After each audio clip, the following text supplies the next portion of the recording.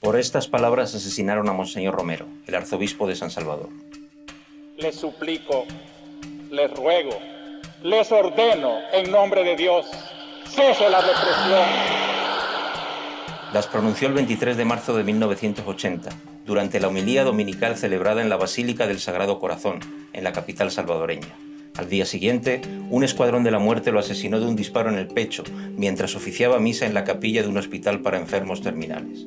El Vaticano se tomó 35 años en beatificarlo y 38 en canonizarlo, pero desde mucho antes de que llegara la venia de la jerarquía católica, sus feligreses ya lo llamaban San Romero de América.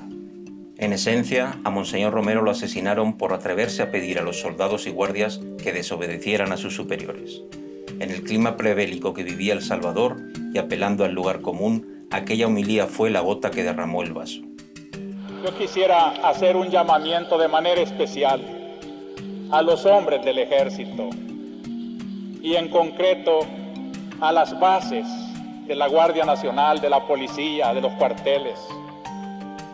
Hermanos, son de nuestro mismo pueblo, matan a sus mismos hermanos campesinos y ante una orden de matar que dé un hombre, debe de prevalecer la ley de Dios que dice no matar.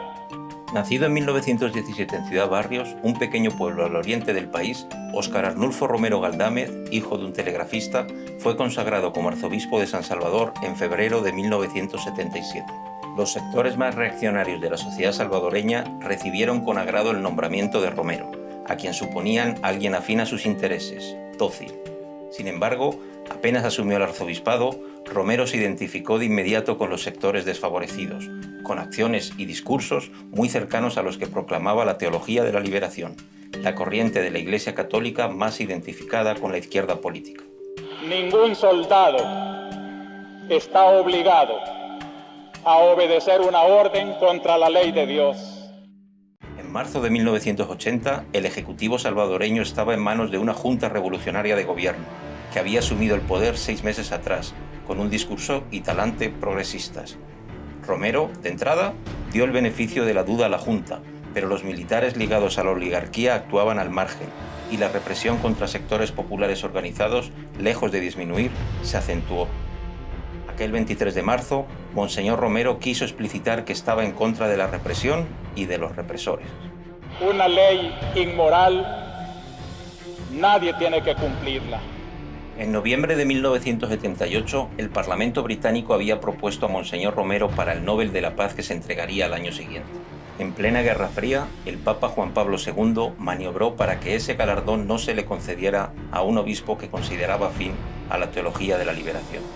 El Nobel de la Paz se le terminó adjudicando a la Madre Teresa de Calcuta, una representante del catolicismo más digerible para el establishment. Ya es tiempo de que recuperen su conciencia y que obedezcan antes a su conciencia que a la orden del pecado. El Vaticano congeló por décadas la canonización y no fue hasta que el Papa Francisco asumió las riendas, en marzo de 2013, cuando el asesinato de Monseñor Romero comenzó a ser visto como un martirio en Roma. A Romero lo beatificaron en mayo de 2015 y fue canonizado en octubre de 2018, un trago amargo para los sectores de derecha de la sociedad salvadoreña, católicos en su mayoría, que incluso habían celebrado su asesinato.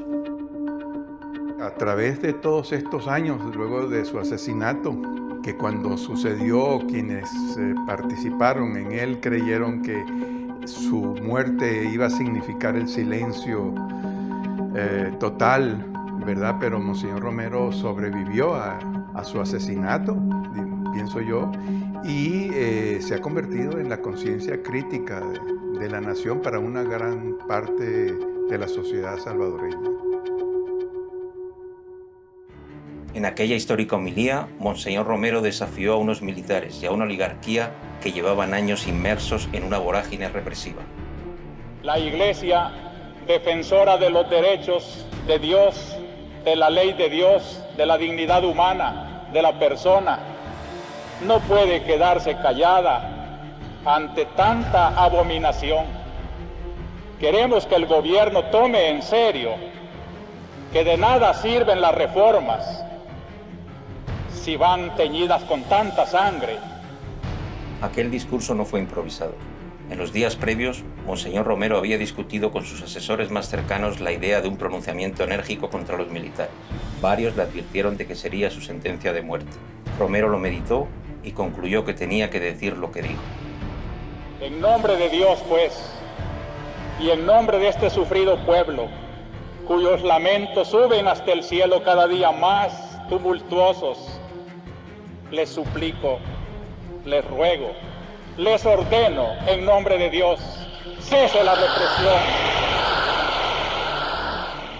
Al día siguiente, 24 de marzo de 1980, recibió el balazo del francotirador que le destrozó el pecho mientras oficiaba misa.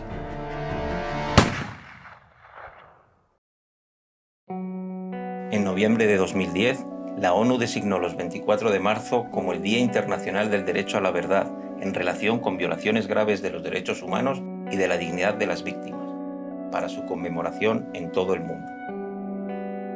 Romero es el salvadoreño más universal. Yo creo que Monseñor Romero puede ser un buen elemento histórico para la creación de ciudadanía y de unificación de la sociedad salvadoreña.